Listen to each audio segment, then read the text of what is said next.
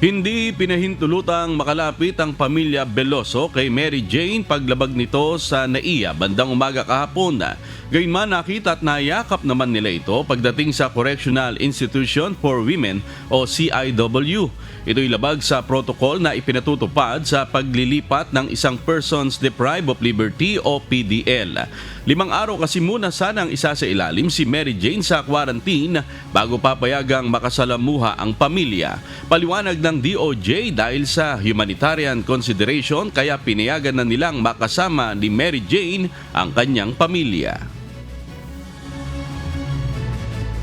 Kasi normally isa-dalawa lang dapat ang bisita. Pero pinagbibigyan dahil nga we don't want to be seen as insensitive or against yung alam mo na, kung po pwede nga lang akapin natin lahat-lahat, but hindi kailangan nating pangunahan yung seguridad, yung health issues niya kasi nagsusuka siya.